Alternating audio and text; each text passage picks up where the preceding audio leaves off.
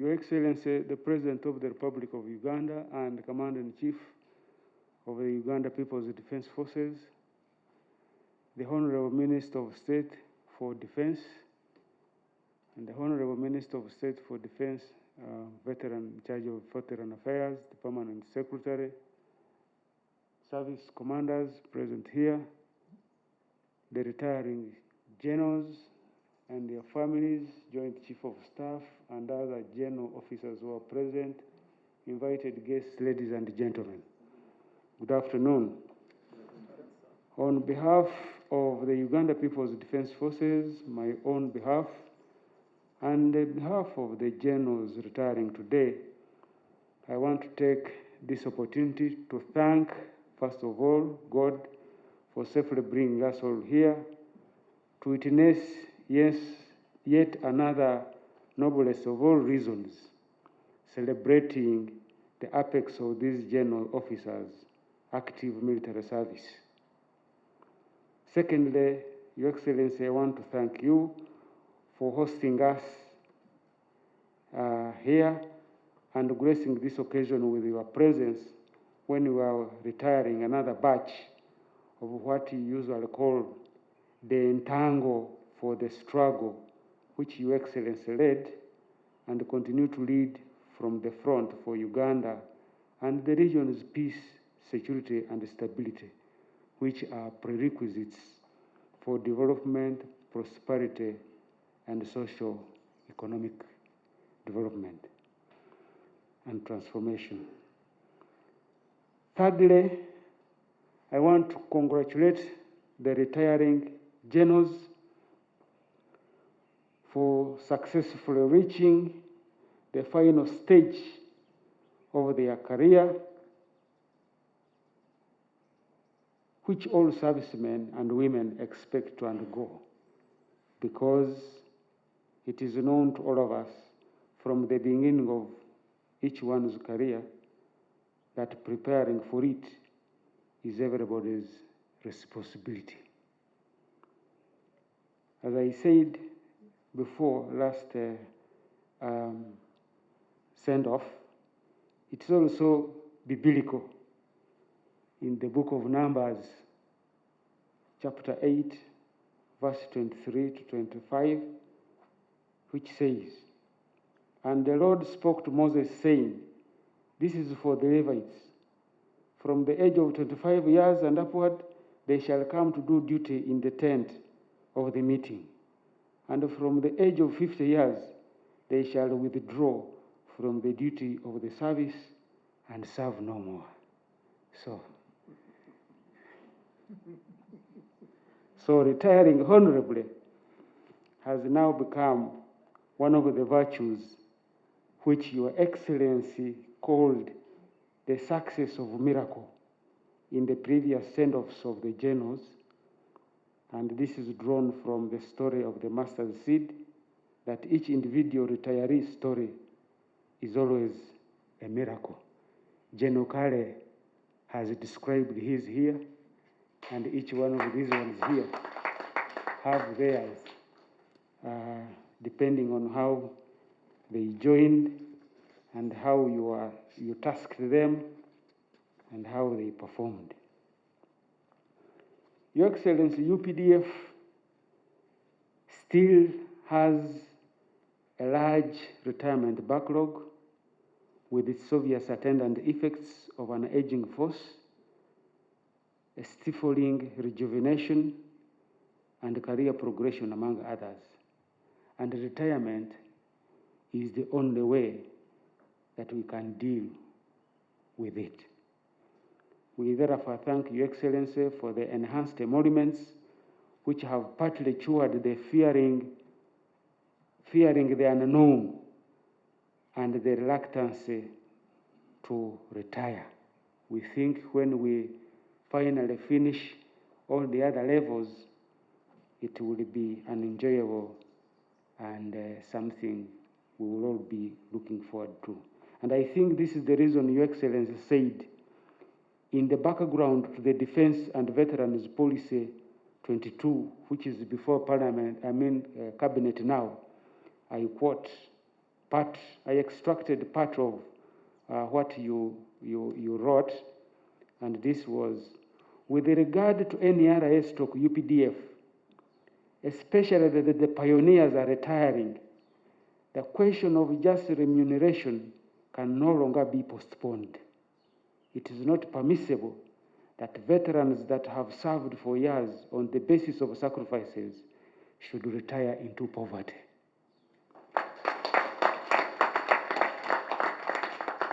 And I think that's why these days some of us are called science teachers, because of this thing that you've done for them. And some of the retired generals that have been calling, I say, we are fine, hakuna shida. I have seen none coming to ask for fuel or coming to ask for anything. They are out there enjoying themselves. The list, therefore, that has been presented before you, retiring today on the advice of the Commission's board, is what made part of the 104 officers, inclusive of the 93 majors to colonel ranks, whom we were able to send off on the 25th of August this year at the joint headquarters in Mbuya. We are still holding a retirement of the captain and below until the salary enhancement, as was decided by the High Command last year. We hope it will come soon, and so that we can have the others also retire. I therefore express my sincere thanks to Your Excellency and each one of us who are here for being here to share in the miracle stories of our esteemed generals being honorably retired today. The UPDF we serve has been their love every single day and every single minute. We thank them for a job well done.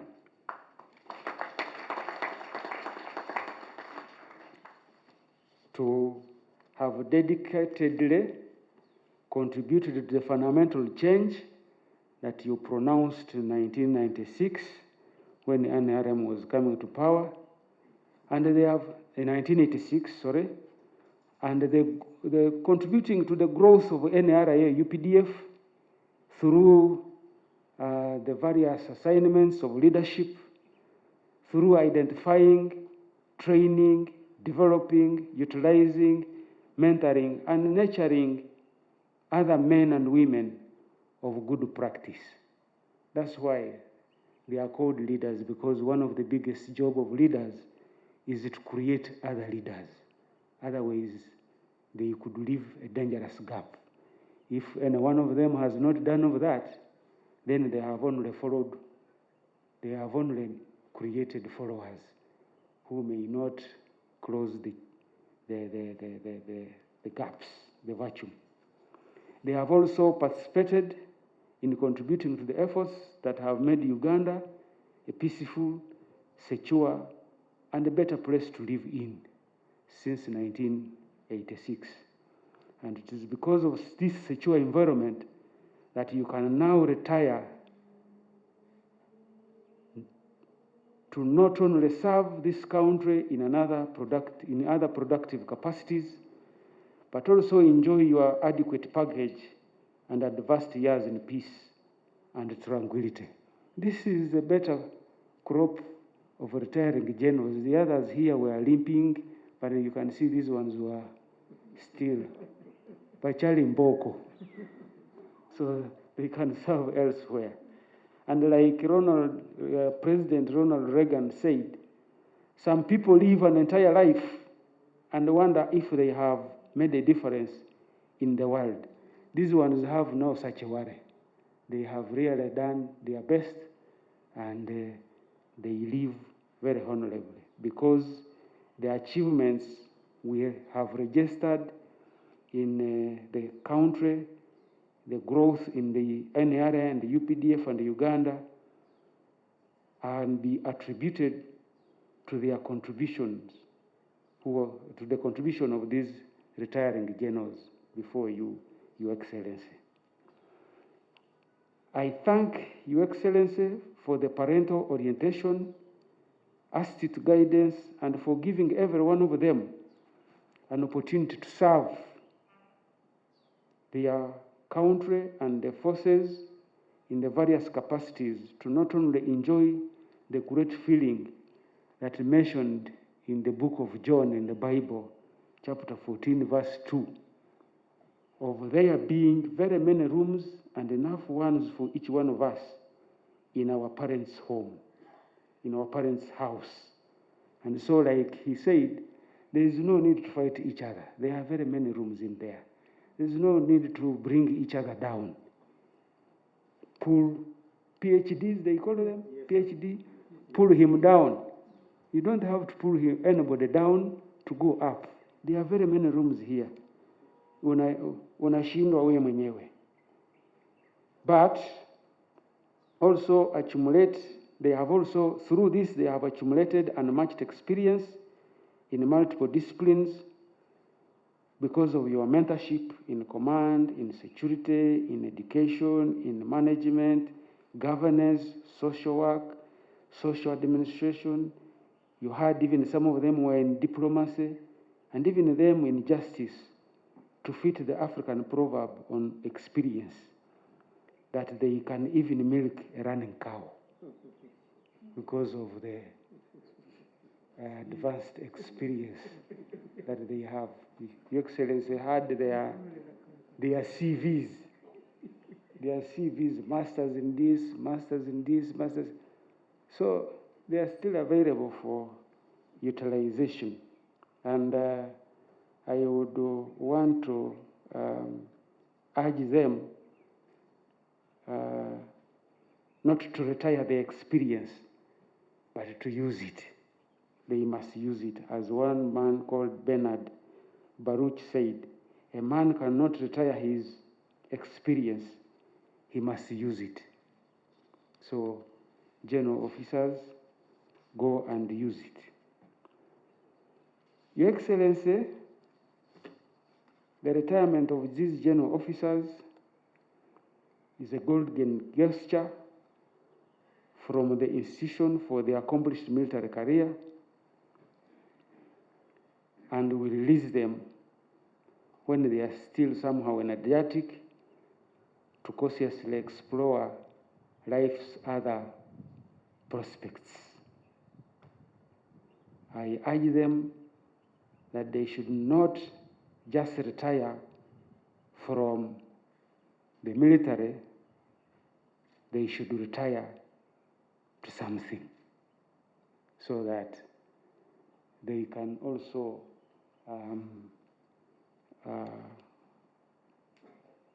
demystify the fearing the unknown that has been an impediment to retirement. From here, our retirees carry a badge of our true revolutionary spirit.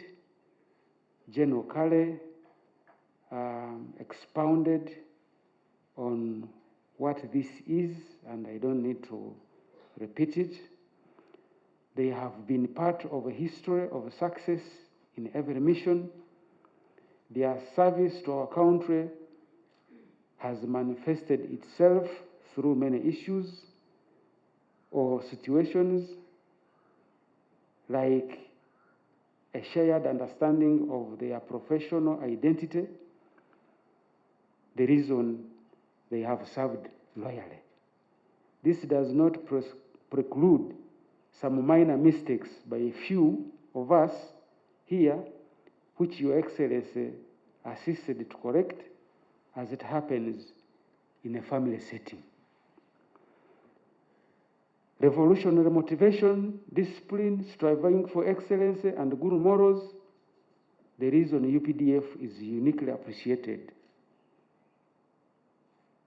Belonging to a cause greater than oneself and measurable love of one's country, and a sense of accomplishment. As it is mentioned in John 15:13, there is no greater love than to lay down one's life for one's friend. These ones did it.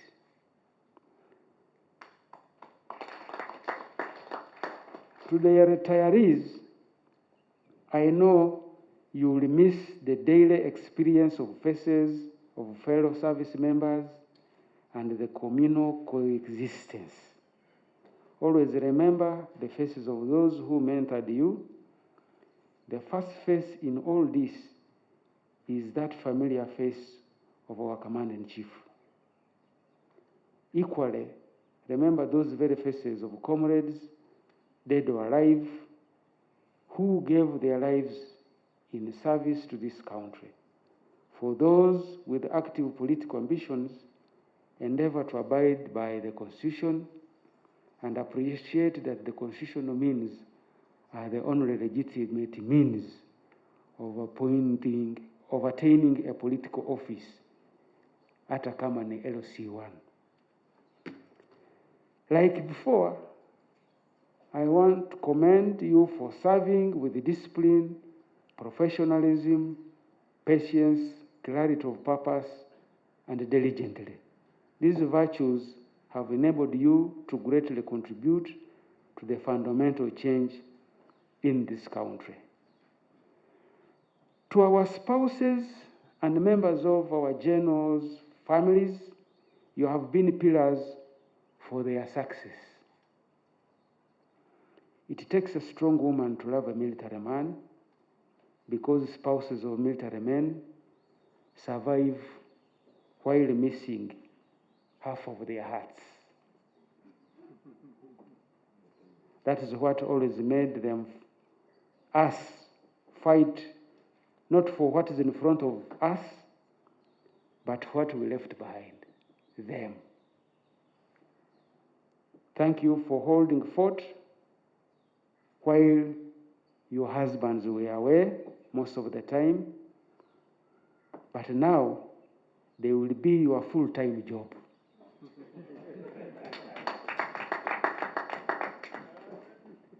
Your presence here today with our gallant retirees is therefore highly appreciated. Once again, Your Excellency, I want to thank you for always having us at heart, and we thank God for enabling you and all of us here and all the organizers for making this day a success. As Cicero, who lived 106 to 43 BC, said, "This will be sweet is the memory of past labor." Hongera sana. I wish you the best of luck in your retirement. Go and be our ambassadors and demystify the fear of the unknown for God and my country.